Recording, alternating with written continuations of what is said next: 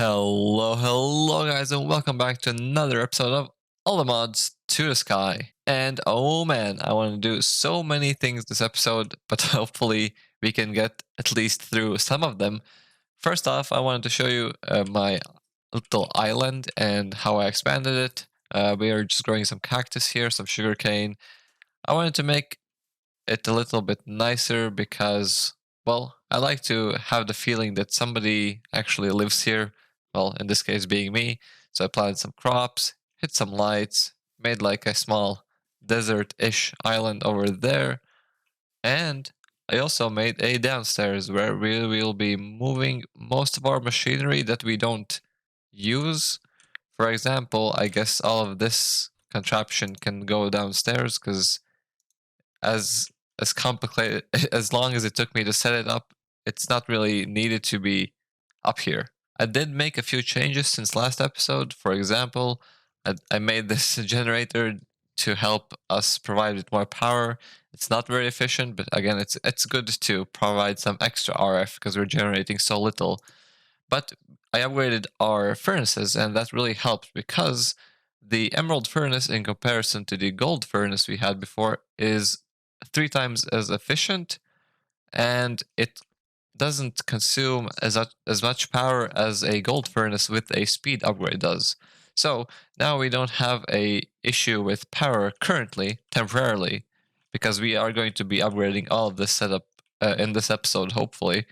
And then it's going to consume way more power, and that's why we still need to build the reactor. Over here on the side, I also made a little contraption where we pump the lava we have into a barrel, and then when we put water on top, the lava in the barrel turns into obsidian, and we can take this obsidian out with this pipe and put it into a drawer. So this is a infinite obsidian generating system, which already generated us 2k obsidian while I was, building around and upgrading some things around as well. There is another way we are going to use this setup, because to get some netherrack, and we need that netherrack to get netherite, we can use these barrels and pump in redstone in them, or right click with the redstone in them. We can pump in with pipes as well.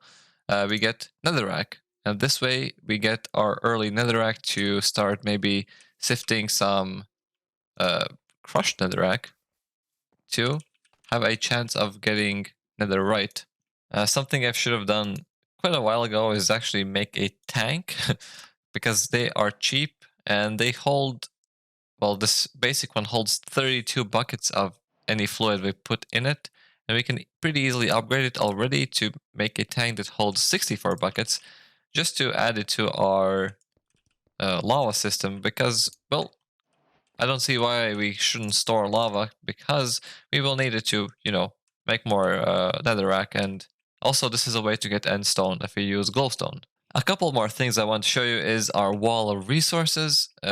These ones I sifted myself, but anything to the right with these upgrades is what we got. I already spent some because I did upgrade our sifting system over there, but this is everything we've gotten in the last couple of hours from our sifting setup here, which is kind of efficient, but we will need a lot more resources in the future. I also added some upgrades so we can store up to 1 million of each of these resources, and this is even that high of a tier of an upgrade, so this is pretty good. I thought let's start out this episode by doing something a little bit more fun.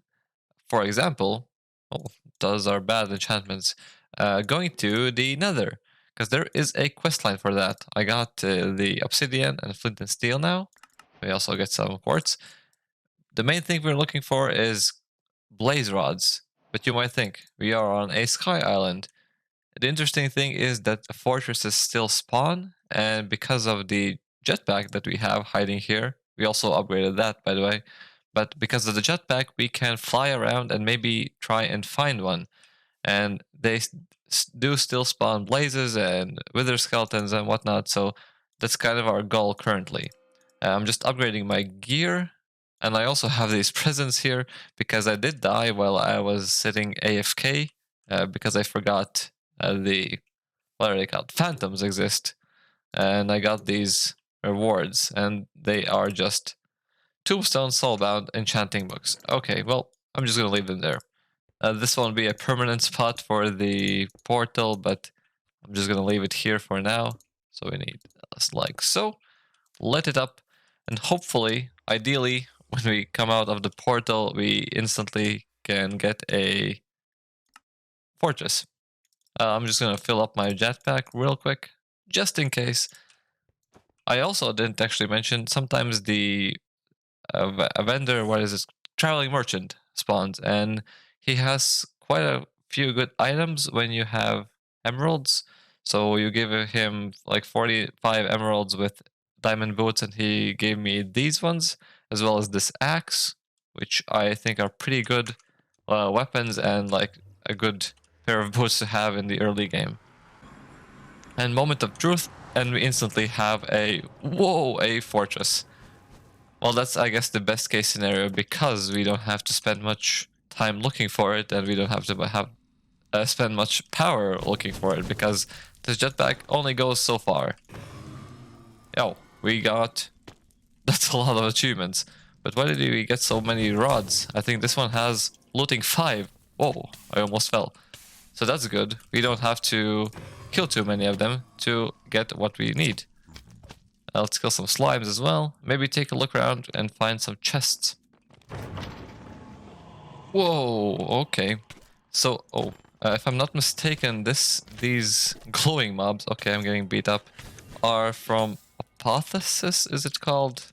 That's why also we get so many of these, like, enchanted items that have these, like, I guess there are enchantments, but add-ons or whatever, where we have more reach, we have more mining speed, so we can also get some pretty good items that way. But I think these guys are pretty strong. Maybe let's test this one. This should be a rare difficulty mob. Oh, he's killing. Oh, it's a piglin. He's killing. Oh, I just don't want to get hit by him because I think he hits quite hard, if I'm not mistaken. Oh, are we dying if he hits us? No, we're not. That's good. And he's kind of stuck. Also good. And he might drop something really, really, like, good for us to use. Oh, a couple more hits, please. He's tough. Whoa. And we got him. He wasn't so strong. He was pretty strong, and it wasn't even a high tier mob. But what did we get? We got these pants, I think, right? And they have mending, projectile protection. We have less gravity, and you see how much armor this has, 9.25. My diamond leggings only have 6. So these are technically better than iron. And also, they ignore 9% of durability and reduce fire damage. So these are very good pants. I think we'll just put them on. And they also have mending, so they shouldn't break unless we don't get any XP, like ever. Well, there goes our adventure. Honestly, I just need the blaze rods, and there's not much there for me currently. There is a quest to get gas stairs, but I just wanted some blaze rods, and we get some extra from completing this quest. And there also is a bounty board quest where we get, well, extra rewards for killing different kinds of mobs. We killed a few nether skeletons, or wither skeletons, sorry, and some blazes, so we get even more rewards. These skull fragments can be used to make actual skulls, and these are used to spawn a wither, of course. But the reason we needed the blaze rods was just to get a furnace upgrade. It's pretty simple because when we are going to be starting to, sift more resources, yep, that's the upgrade, we will need a better furnace. And the emerald one, as cool as it is, we need to upgrade it. So we just right click, shift right click, not pick it up, and it should be working. Whoa, it stores 1,000,000 RF of power. We're going to be draining it a little bit, but this is significantly faster. If we take a look at the furnaces again, furnace, this has 6 slots, first of all, and secondly, the cook time is only 20.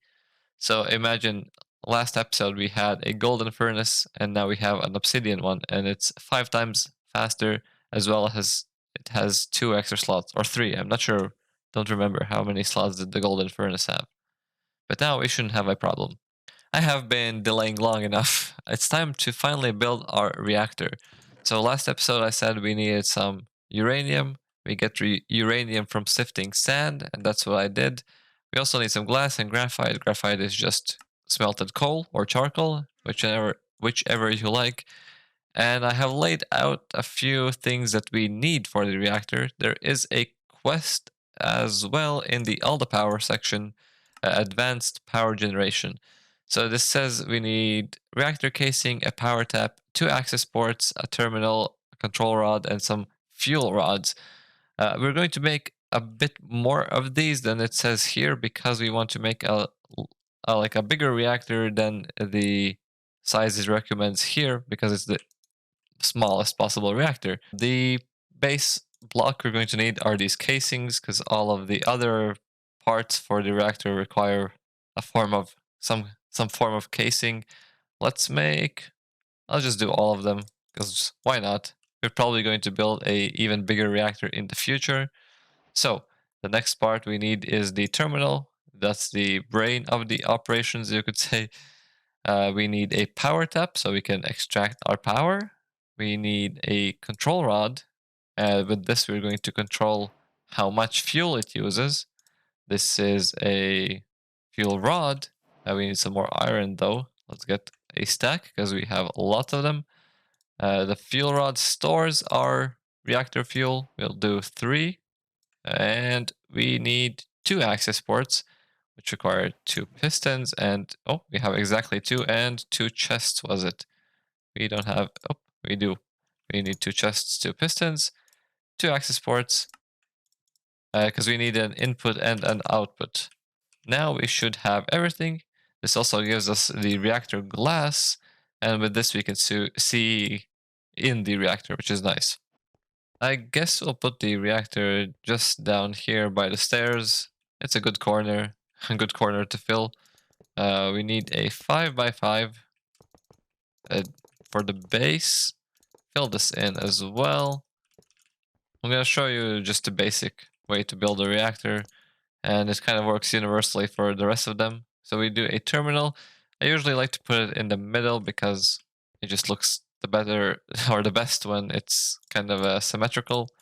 So we need a fuel rod and a control rod. Also put these in the very middle of the reactor and the control rod on top. And I'll explain to you a bit later why. So let's just do the outer casing as well. Well, actually, let's do a power tap and we can try and figure out which direction we want it. We might not want to. Well, actually, let's do a cable hook that goes up here. That's pretty good, I think. We'll do a power tap in the corner there. And then access ports we'll do here and here. One is going to be input and the other is going to be output when we finish it. I think we can just fill the rest of it in. So last block and it should complete. And it does. Cool. We actually didn't put in our glass. Let's just do that to show you how it looks because we can still see the inside and it's pretty nice to see what goes on in the reactor. We can also see it lights up and it's currently empty. Right, we have our UI, we can start it and we can toggle the waste ejection. So this produces some waste, but in the beginning it's pretty manageable and we do need some waste to make a different type of reactor, which I'm not going to get into just yet. So we have the ports, one is input and one is, now can we toggle it to output, and it outputs waste or fuel if you want to empty it, but we're going to do waste currently. And we also need a way to actually put fuel in. I usually like to do just a hopper for the input, and we can put a chest here and it's going to output it automatically. And we can fill it up. We can see the control rod is filling. Is it full? It is full. So it stores 12 ingots. It has to be full to get maximum efficiency, I think. And maybe let's just turn it on and see what happens. So we get a lot of power in comparison to what we're currently getting, but it's eating almost 1 millibucket per tick, which is really fast. So we're going to be spending an ingot in, I don't know, maybe in under a minute, which is too much. And the heat, as we can also see, is, well, a bit over the top. This is Kelvins, I think, probably, and it's at 4600. So we'd like to turn that down a bit. But we are generating quite a bit of power, which is what we're looking for. So if we take a look at the control rod here at the top, we can, like, how do you say it? Change how much we want to reduce the I'm not sure about how do actual reactors work, but we can insert it to make it less reactive, maybe? I'm not sure.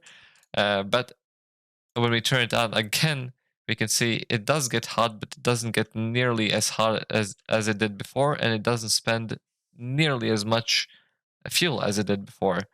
But we still are not generating that much power. It's still overheating. It's the power. I mean, the fuel consumption is fine, but there is a way to improve it. And obviously, reactors have some sort of uh, coolant we can put inside of it. Currently, the only coolant we have is air, which is not a very good coolant. So we can use different blocks or uh, liquids to cool it. And there is a spreadsheet that is, you can find it online, but I think either it's emeralds or diamonds of the current ores we have that are the most efficient ones. So I did check. Diamonds are the most efficient ones we currently have. The next tiers are all the Maldium, I think, and everything that goes with that. But that's in the future. We just need to break in our reactor. It does automatically like shut down and we can't access it anymore. But it still saves our fuel, which is nice, and our power as well, I think. So we can fill it up. We just need to do every block so it's as efficient as we can get it. Oops, as I say that and I miss a block, we put our glass back in. We don't see the rod anymore, so the glass isn't much use, but I still like to see like what I have in there. Maybe, I'll forget and I won't replace it in the future. But if we need to check the control rod first. It's still at 90%. So if we turn it back on, we should see the power is actually way more efficient than it was when it was at 0%, when the control rod was at 0%. We're using even less fuel and it's not, not very hot. It's only at 800, which is looking to be pretty normal. And we're generating quite a bit of power. And if we take a look at our cell, we got our first cow. Awesome. If we take a look at our cell, it's inputting a lot, but I think all of these don't generate even a fifth of what our single reactor here does. We can remove the rod even more a little bit, like 80%, and check how much fuel we use. Also 0.5 millibuckets, and we generate 2.8 kilo RF, which is, you can see it's 2800 RF per tick. So I think this is what we'll be using currently when we set up our better sifting system. I am a lazy person, so I won't be doing it now because, well, I want it to look nice when I move it downstairs, because this is going to be more of a permanent spot for our machinery and all the resource refining, and I'm not feeling it just yet. I'll probably do it for the next episode and just show what I have done. In the meantime, I thought we might do something that's equally or even more important than setting up our resource generation, and that is storage. I feel like, take a look at our chests and our drawers.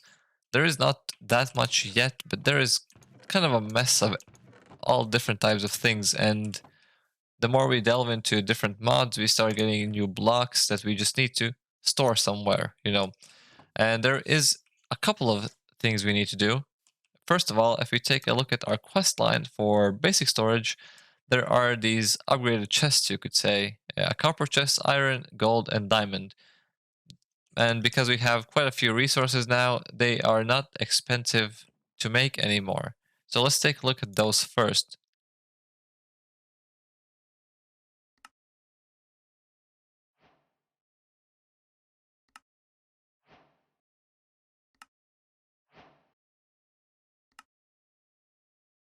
And it's that simple.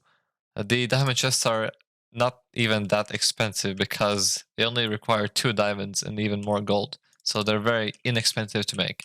And we can place one down. It's kind of bright, but if we open it, it's even bigger than a double chest. So this is a good way to store items in the future for us. But there is one more thing. There is a, what's it called? Integrated networks or something. No, integrated dynamics. And we can use this mod to create a basic storage system. I guess you could say a predecessor to applied energistics, which we'll use as our main storage system in the future when we have enough resources. The first thing we need to start this mod pack is the mineral sapling, because we need the mineral chunks to do anything in this mod in the first place. And to get these saplings, we need to sift some leaves. I would assume it's any type of leaf. Yeah, it's oak leaves, any leaves. And we already got some, so I'll just try and get it. It's a 20% chance, so it should be pretty easy. And we already have it. Let's just do all of them, why not? This is a bit of a different tree. If we twerk it, yeah, it grows a nice stem. It's pretty blue, but it looks nice, I would say. And it has these special chunks it drops. Of course, we'll need quite a few of them, but this is how we get the first ones. And we need some basic machinery to get even more. So we need a squeezer and a drying basin, which unfortunately we can't make just yet. And I think we'll need to first do that because we need black dye.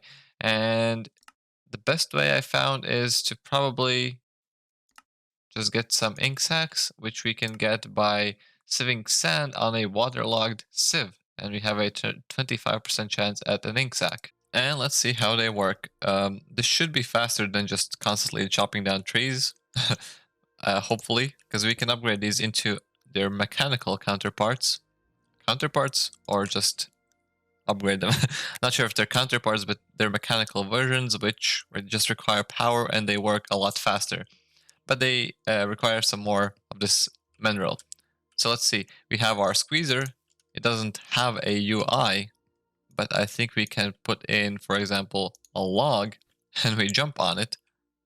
Or we don't. Oh, we do, yeah. So we jump on it, and it squeezes it, as a squeezer should. And if we do one more, we need to be right in the middle. We can see on the top left, we have resin. We should be able to pump this resin into a drying basin.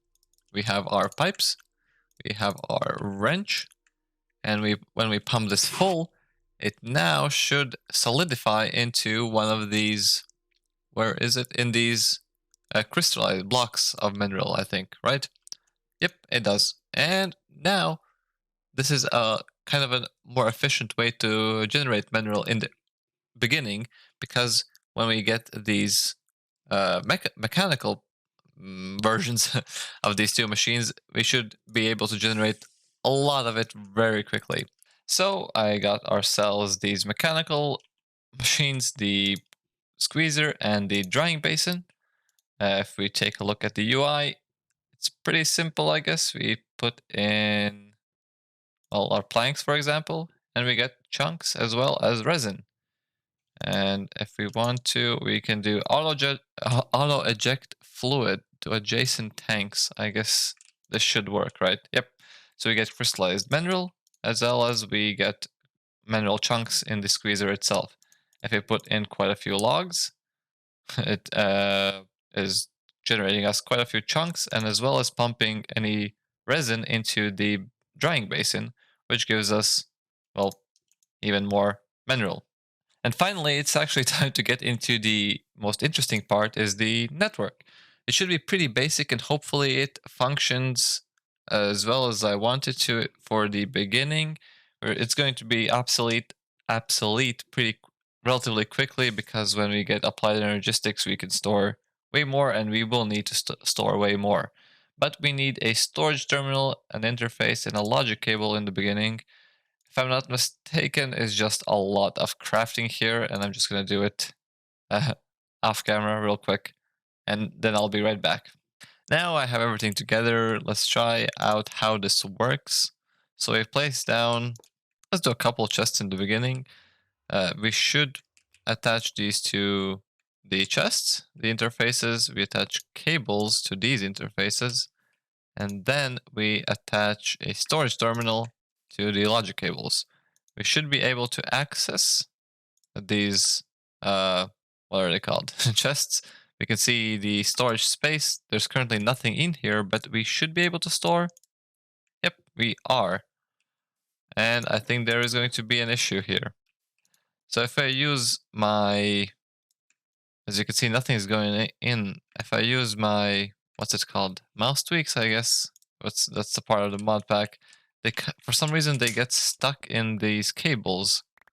And I'm not sure how to avoid this issue, because it is kind of annoying.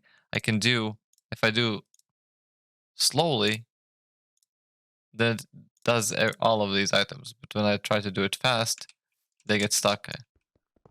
Right? Yeah, so there's nothing in here now. But yeah, it's kind of annoying, but hopefully this is going to help us. We can still take items out relatively quickly and you can see them pretty well. If I do shift click fast, it works fine. I guess it's going to be fine. I just need to get used to it. That's going to be it for today's episode, guys. We didn't do much of questing, but I think these were important things we needed to address: the power and the storage, just to improve our production and quality of life, because nobody likes to search through hundreds of chests of items. Even though the integrated networks doesn't really work as I would like it to, it's still pretty good, and it's going to improve our gameplay for the future. So yeah, guys, that's it. Bye bye.